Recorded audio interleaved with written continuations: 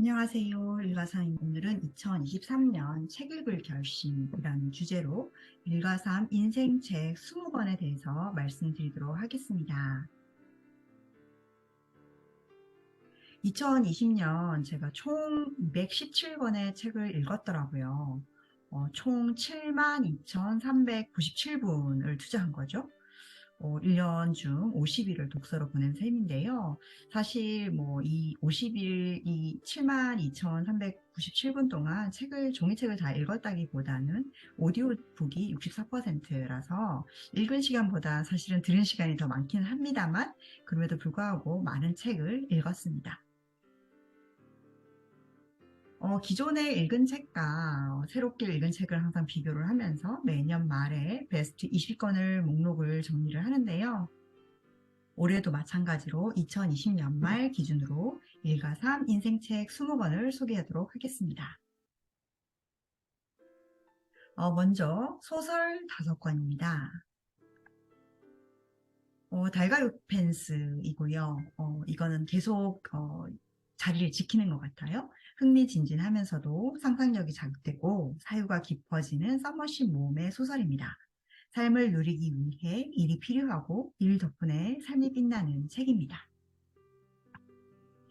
수레바퀴 아래서 헤르만 헤세의 책인데요. 중요한 것은 지금 이 순간입니다. 헤르만 헤세가 점점 더 좋아지는 소설이에요. 제가 개인적으로 데미안보다 수레바퀴 아래서가 더 좋더라고요. 읽기도 쉽고 문체도 너무 아름답습니다. 아름다운 소설을 읽고 싶다면 수레바퀴 아래서 추천드립니다. 올해 처음으로 들어온 소설인데요. 아버지의 해방일지입니다. 4년간의 빨치산 활동이 평생을 좌지우지한 정지아 작가의 이야기이고요.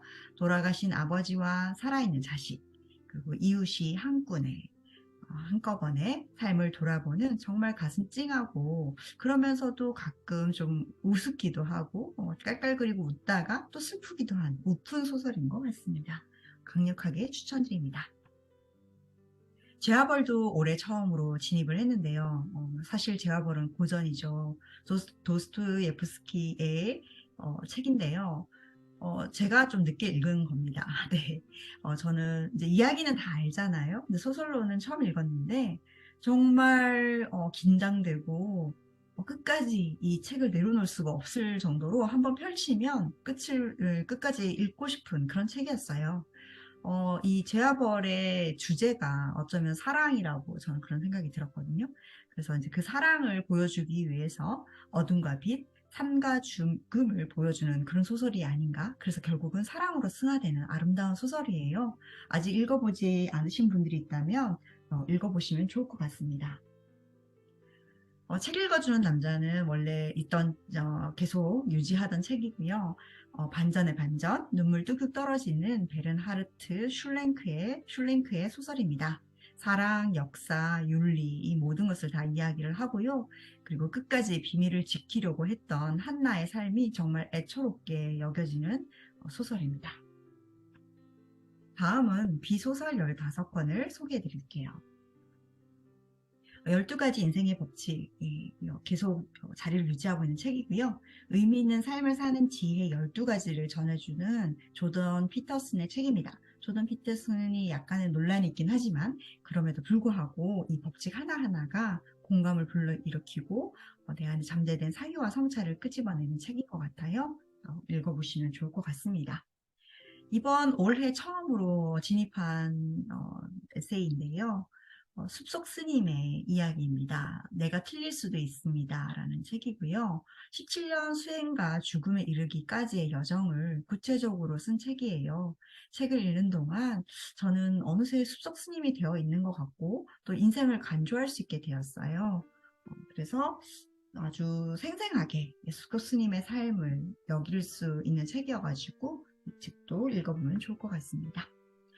오프라 윈프리의 책인데요. 이 책도 사실 나온 지가 꽤 됐어요. 제가 늦게 읽은 거고요.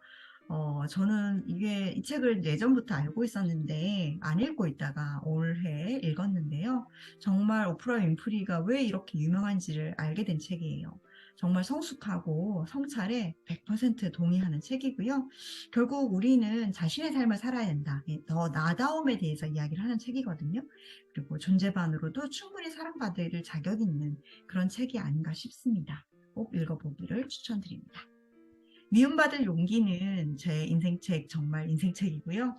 제가 가장 좋아하는 문장이죠. 10명의 사람이 있다면 그중 한 사람은 반드시 당신을 비판한다. 두 사람은 당신과 서로 모든 것을 받아주는 더 없는 벗이 되고 나머지 7명은 이도저도 아닌 사람이다. 그렇기 때문에 우리는 그 두 사람에만 집중하면 되지 주변 사람에게 신경 쓸 필요 없죠. 근데 우리는 항상 다른 사람의 시선에 항상 시선을 의식하는 그런 삶을 사는 것 같습니다. 법정의 얼굴들은 올해 이제 제가 읽고 이번에 추가한 책인데요. 따뜻한 마음을 가진 판사 이야기입니다. 조금 더 나은 세상을 위해서 쓴 글인 것 같고요. 우리와 다른 프레임 밖에 있는 이 법정의 얼굴들에게서 우리는 어떤 태도로 바라봐야 될지 우리 사회를 조금 더 전체적으로 좀 더 다각화해서 보는 책인 것 같고요. 박주영 판사님의 책인데 저는 되게 좋았어요. 그래서 우리가 정말 선과 정의를 추구하는 사람들인가? 그래서 우리 사회를 조금 더 돌아볼 수 있는 그런 책이어서 추가하게 되었습니다. 아주 작은 습관의 힘은 자기계발서의 바이블이라고 할 수 있고요. 자기계발서를 싫어하시는 분들이 있지만 이 책 한 권은 꼭 읽어보길 권해드려요. 습관 쌓기에 필요한 모든 원칙과 도구로 가득한 제임스 클리어의 책이에요. 매일 조금씩 좋은 습관을 만든다면 무엇을 결심하든지 이룰 수 있는데 도움을 주는 책입니다. 아직 오지 않은 날들을 위하여 이 책 정말 올해 추가된 책이고요. 노년의 삶에 대한 이야기예요. 오디오북으로 읽었습니다. 오디오북으로 읽고 종이책을 사서 종이책은 아직 읽지는 않았는데요. 오디오북으로 많은 내용을 저는 이해했다고 생각을 하고요. 살아있는 것에 감사하고 노년은 잠시 비틀거릴 뿐이다. 이런 얘기를 합니다.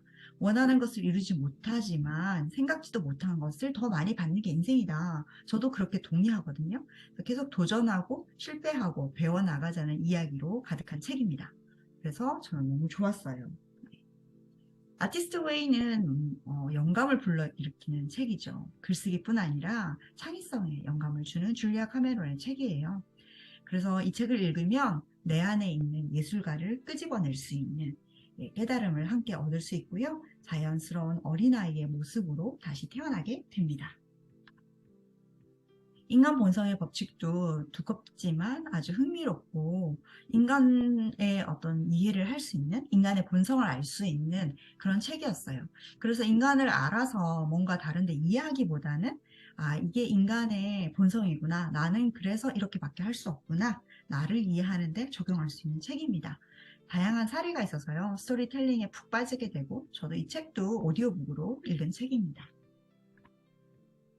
빅터 프랭클의 죽음의 수용소에서는 저 예전에 읽은 책이고 계속 인생책으로 남아 있습니다. 빅터 프랭클 박사의 자전적 체험 수기로 생사의 엇갈림 속에서도 삶의 의미를 잃지 않고 죽음조차 희망으로 승화시킨 인간 존엄성의 승리를 보여줍니다.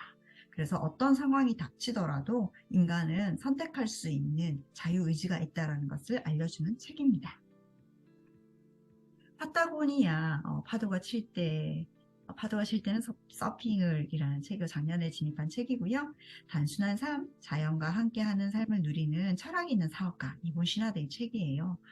저는 정말 이 책을 읽고 환경에 대해서 저도 다시 한번 생각해 볼 수 있는 책이었던 것 같아요. 환경 위기에 대한 공감대를 형성하고 해결 방안을 실행하기 위한 그렇게 하기 위해서 사업을 이용한다니 정말 멋있는 분이 아닌가 그런 생각이 들었어요. 그래서 우리가 생활 속에서도 소비자로서 어떻게 하면 환경을 조금 더 생각하는 기업을 선택을 하고 우리가 어떻게 좀 환경을 위해서 노력할 수 있을지 그런 생각을 할 수 있는 책이었습니다. 팩트풀 리스는 너무 따뜻한 책이에요. 차가운 데이터에서 따뜻함을 느끼게 하는 한스 로슬링 등이 공자한 책입니다. 겸손과 호기심을 잃지 않고 세상을 긍정적으로 바라보게 하는 책이에요. 그래서 따뜻함과 겸손과 긍정을 데이터로 통해서 보시고 싶다. 그러면 팩트풀 리스 읽어보시면 좋을 것 같습니다. 아주 오래전에 읽은 책이에요. 프로페셔널의 조건이고요. 제 롤모델인 피터 드러크의 책입니다.